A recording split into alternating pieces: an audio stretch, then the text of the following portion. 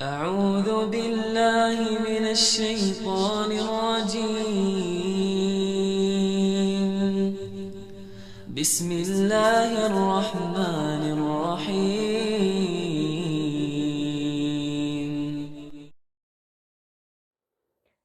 Assalamualaikum warahmatullahi wabarakatuh.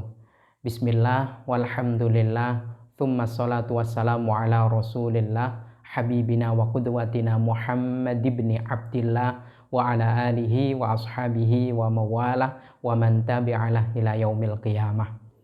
Wa ba'dah, jika kita ingin tahu hal terberat apa bagi seorang wanita atau seorang istri untuk dipikul, untuk ditanggung, kita mungkin menebak. Mencari nafkah? Tidak. Mencari nafkah, membantu mencari nafkah bagi seorang wanita tidak cukup berat. Terbukti begitu banyak kaum wanita juga berjuang untuk memenuhi kebutuhan keluarganya. Apakah itu hamil? Juga bukan. Apakah itu melahirkan? Bukan. Ini bukan yang terberat. Apakah itu menyusui? Bukan. Terbukti banyak wanita atau seorang istri itu punya anak, bahkan lebih dari 10. Ini membuktikan itu bukanlah beban yang paling berat. Apakah itu mengurus rumah tangga? Juga bukan. Terbukti rumah itu selalu beres kalau ada istri. Rumah selalu rapi, tertata, dan terjaga kalau ada seorang istri. Lalu apa dong hal terberat yang dipikul sebagai beban oleh seorang perempuan atau seorang istri? Penting untuk kita ketahui bersama. Inilah yang paling berat sebagai beban bagi seorang istri. Apa? Saat suami berkata, "Kamu pilih aku atau orang tuamu?" Ya, pertanyaan yang akan kita cari tahu jawabannya kali ini terkait dengan posisi seorang wanita yang dia mendapatkan kalimat itu dari suaminya. Mungkin ada pertengkaran, ada perselisihan karena tidak kunjung selesai, sama-sama ngotot, dan pada akhirnya sang suami berkata, "Kamu pilih aku atau orang tuamu?" Dan sekali lagi, inilah beban paling berat bagi seorang istri, bagi seorang wanita. Kenapa? Jika memilih suami, batinnya akan berontak. Bagaimana tidak? Yang melahirkan, yang menyusui dan mengandung, merawat sedari kecil. Begitu kemudian menikah, dipisah ikut suami. Ya Allah. Dan dia pun, si istri itu besar dengan keringat dari bapaknya. Padahal syariat mengatakan, ya pilih suami. Tapi batinnya akan perang, batinnya akan berontak. Ketika memilih orang tua, syariat melarang. Kenapa demikian? Karena Ibunda Aisyah radhiyallahu anha, beliau pernah bertanya kepada Nabi Shallallahu alaihi wasallam. Beliau berkata, "Sa'altu Rasulullah sallallahu alaihi wasallam ayyun nas a'dhamu haqqan 'alal mar'ati."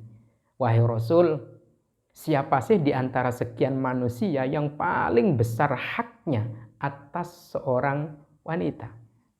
Qala, Nabi Shallallahu alaihi wasallam bersabda, bukan bapaknya, bukan ibunya, bukan kakeknya, bukan neneknya. Qala zaujuha, suaminya. Itu adalah manusia yang paling besar haknya atas seorang wanita. Pilih suami, batin berontak. Pilih orang tua, syariat mengatakan suami memang punya hak besar. Ibarat kata ketika ada seorang suami berkata, "Kamu pilih aku atau pilih orang tuamu?" Si malakama, si istrinya, pilih orang tua. Sekali lagi syariat mengatakan kamu dosa. Pilih suami, batinnya terasa berontak. Karena waktu kecil ndak ikut nyewoi. Waktu jatuh ndak ikut ngobati. Ndak ikut mandiin. Ndak ikut bejibun ya, bergelut dengan ompolnya, dengan ee-nya. Tahu-tahu ijab kabul sudah bisa mandi sendiri di bawah. Nah, yang ditanyakan apa yang harus saya lakukan, Ustadz? Kira-kira seperti itu yang nongol melalui WA saya. Nah, penting untuk kita ketahui bersama-sama. Banyak ulama memaparkan hal ini. Di antaranya ada seorang alim yang memberikan jawabannya. Tidak ada pilihan terbaik bagi seorang wanita ketika suaminya berkata, kamu pilih aku atau orang tuamu.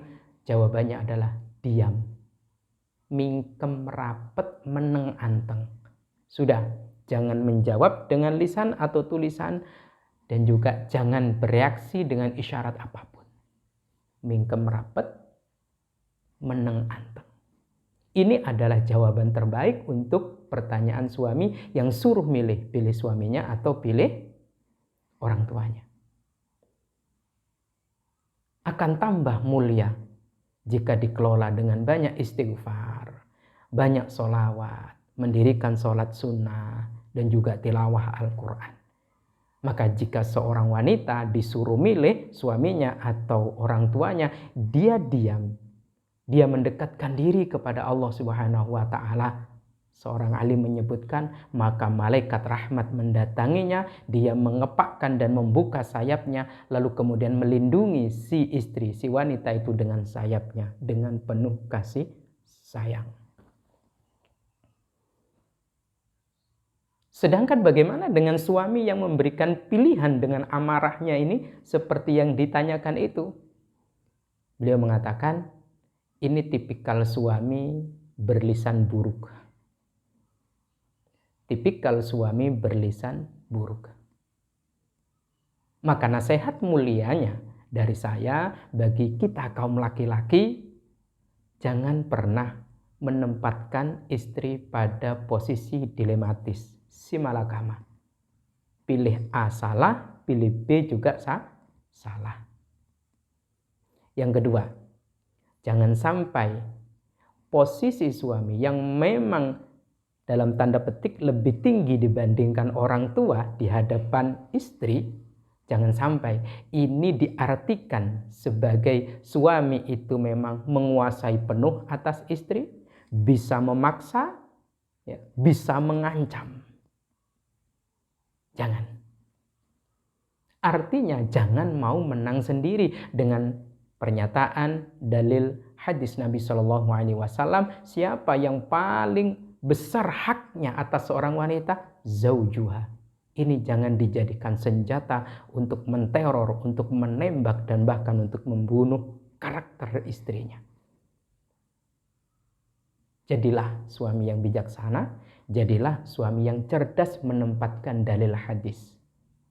Tidak dijadikan amunisi, tidak dijadikan bedil untuk menembak atau untuk menguasai istrinya.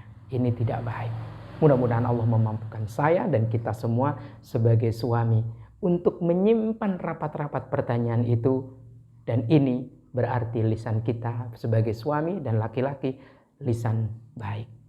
Yang terakhir nasihat saya, jangan sampai ketidaktepatan kita dalam menempatkan diri dan menempatkan hadis Nabi menjadikan istri melanggar syariat Allah Subhanahu wa Ta'ala. Semoga bermanfaat. Wallahu a'lam bishawab. Assalamualaikum warahmatullahi wabarakatuh.